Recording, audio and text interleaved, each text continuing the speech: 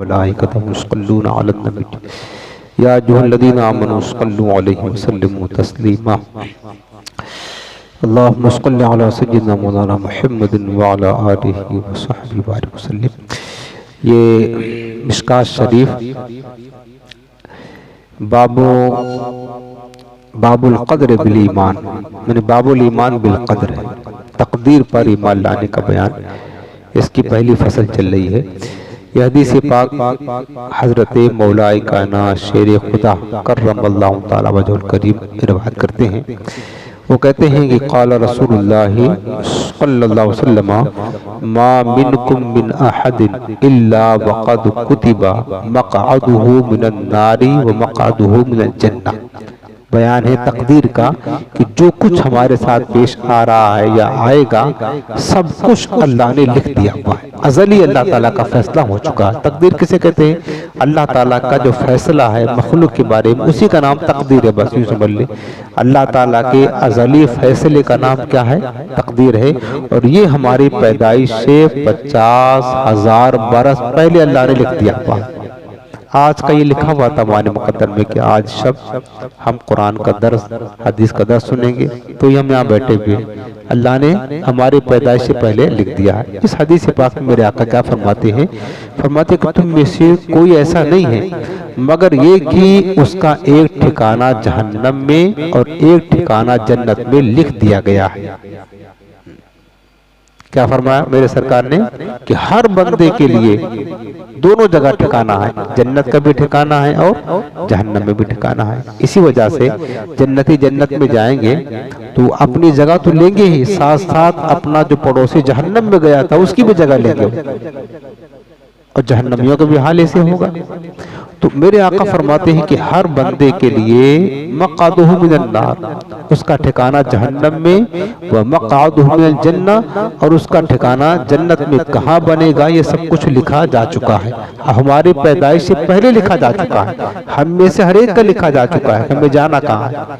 अब जब ये बात मेरे आका ने फरमाई तो कालू, सहाबे किराम कहने लगे कि या रसूलल्लाह सल्लल्लाहु अलैहि वसल्लम अफला नत्तकिलु अला किताबिना, हुजूर अगर हमारा ठिकाना लिख दिया गया है, अब लिख दिया गया तो जाना हमें, अगर जन्नत लिखी है तो जन्नत में जाना ही है और जहन्नम लिखा है तो जाना ही है। तो हुजूर क्या हम अपने लिखे हुए पर भरोसा करके बैठ जाए, वनदउल अमला, और अमल करना छोड़ दे? फिर अमल करने से फायदा क्या है जब जो अल्लाह ने लिख दिया है हमारे लिए और हमें पता नहीं है।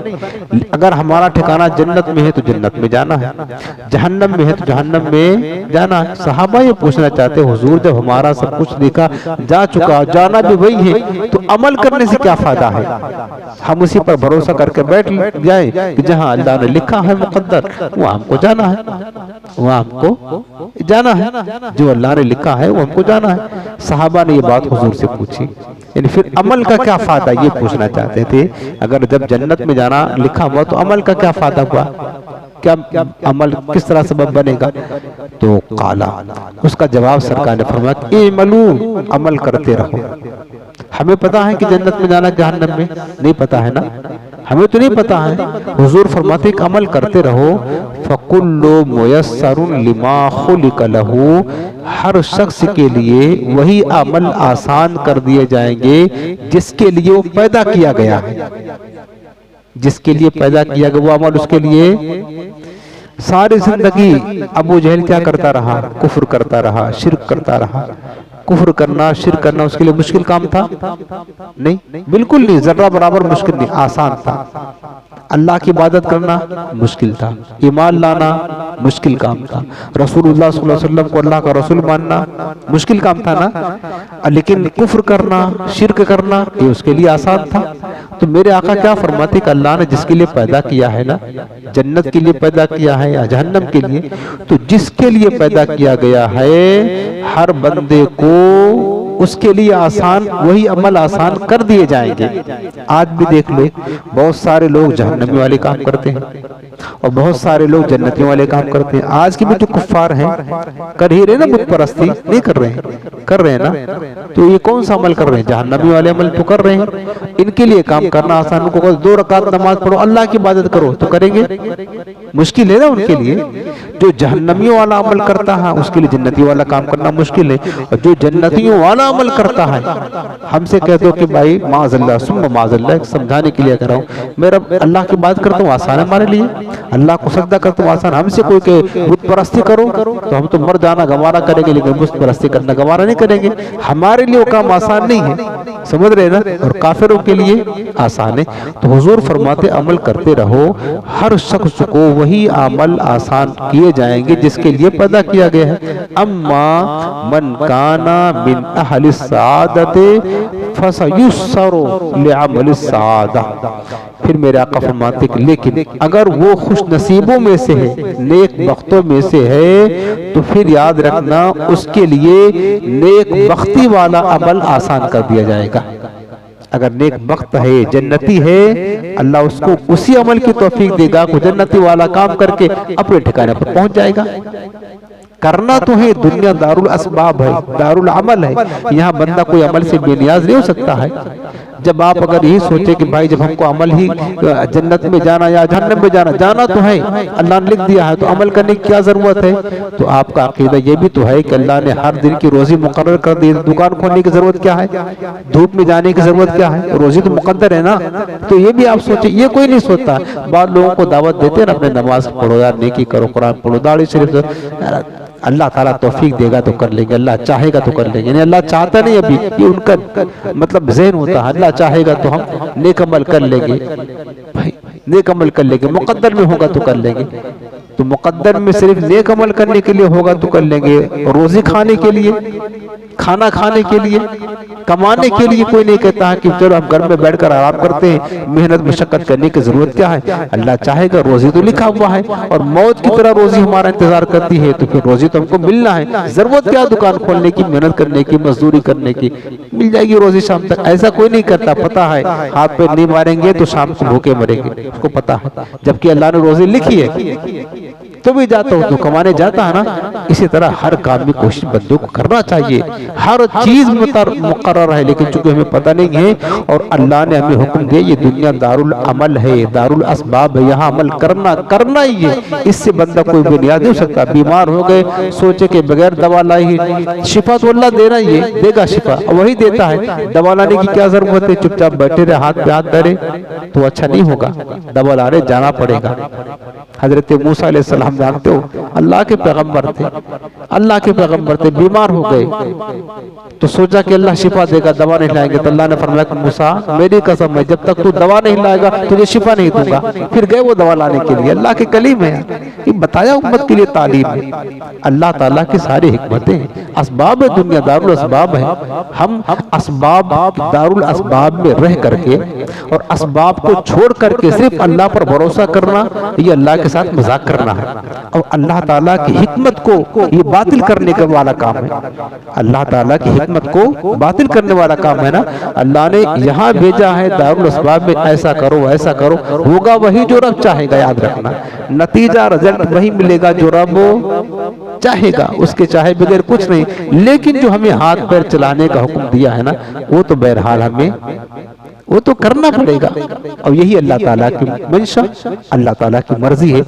तो मेरे आका ने जो फरमाया अगर वो बंदा नेक बख्त खुश नसीबों में से है तो फिर नेक बख्ती की अच्छे आमाल उसके लिए आसान कर दिए जाएंगे। वइन काना मिन अम्मा मिन अहली शकावते, लेकिन अगर वो बदबख्तों में से है फसा युयस्सिरु लिअमली शकावा, हुजूर फरमाते उसके लिए बदबख्ती वाले काम आसान कर दिए जाएंगे। यानी अगर बुरा इंसान है तो बुराई वाले काम उसके लिए आसान होंगे, जैसे मैं आपको मिसाल दे करके समझाया हूँ, तो फिर बुराई करता रहेगा, लेकिन अमल तो करना ही है। सुम्मा क़रा, फिर मेरे आका ने ये आयत करीमा कुरान की पढ़ी। अल्लाह पाक ने फरमाया कि फअम्मा मन आता वत्तक़ा वसद्दक़ बिल हुस्ना फसनुयस्सिरुहु लिल युस्रा। अल्लाह पाक फरमाते लेकिन वो शख्स जिसने आता राह खुदा में माल खैरात किया, वत्तका और तकवा इख्तियार किया, व सद्दक़ बिल हुस्ना और क्या कहते हैं कि सबसे अच्छी बात की उसने तस्दीक की, कलमे तज्जबा की तस्दीक की, उसको हक जाना, फसनुयस्सिरुहु लिल युसरा हम उसके लिए आसानी का सामान पैदा फरमा देंगे। व अम्मा मन बखिल वस्तगना और जो जिसने बुखल किया, वस्तगना बेपरवाह होकर फिरा, व अम्मा मन बखिल वस्तगना फकद्दब बिल हुस्ना और सबसे अच्छे कलमे तज्जबा की उसने तकज़ीब की, फसनुयस्सिरुहु लिल युसरा तो हम उसके लिए वो काम आसान कर देंगे जिसमें उसके लिए मुशक्कत है, परेशानी है, यानी जहन्नम उसके लिए, जहन्नम में जाने का रास्ता उसके लिए आसान फरमा देंगे। ये तो अल्लाह ताला का फरमान है कि बंदे को जिस काम के लिए पैदा किया गया है उस काम की तौफीक अल्लाह देता है, वो करेगा और फिर वही काम करके उसका जो ठिकाना जब अल्लाह ने मुतय्यन किया है वो अल्लाह ताला वहां तक पहुंचा देगा। लेकिन ये अल्लाह ताला का कानून है और अल्लाह की कुदरत कुछ और है, याद रखना। कानून के पाबंद बंदे हैं, अल्लाह नहीं है, याद रखना। कानून का पाबंद कौन है? हम हैं, मखलूक है। अल्लाह ताला कानून का पाबंद वो तो मुख्तार है, बादशाह कानून का पाबंद नहीं होता है, वो तो बादशाह हकीकी है। कानून यही है कि अगर वो नेक वक्त है तो नेक अमल करेगा, बदबख्त है तो बुराई वाला अमल। ये अल्लाह ताला का कानून है और हुजूर का भी हुक्म यही है। लेकिन अल्लाह की कुदरत क्या है, जैसे मैंने पीछे हदीस भी सुने, वाकई भी आपको सुनाया था, बाज़ औक़ात सारी जिंदगी बंदा कौन सा अमल करता है? जहन्नमी वाला अमल करता है। अल्लाह की रहमत जोश में आती है, मरने से पहले पहले कलमा नसीब हो जाता है और जन्नत में जाता है। अमल क्या किया? जहन्नमी जैसा, लेकिन मुकद्दर में जन्नत देखी थी, अल्लाह ने जन्नत दे दी। तो ये अल्लाह ताला की कुदरत है। तो जिसको जिसके लिए चाहे इसका उलट भी अल्लाह ताला कर सकता है और ये सब कुछ अल्लाह के इख्तियार, उसकी कुदरत और उसके कब्जे में, उसके कब्जे से बाहर नहीं है। बस आज ही तक वक्त पूरा हो गया है। अल्लाह ताला बस हमें हुजूर की हदीसों को फैज़ नसीब फरमाए। कहाँ गया बाबा? अल्हम्दुलिल्लाहि रब्बिल आलमीन वस्सलातु वस्सलामु अला सय्यिदिल मुरसलीन व अला आलिहि व सहबिहि अजमईन। या अल्लाह या रहमान या रहीम दिल माना कुन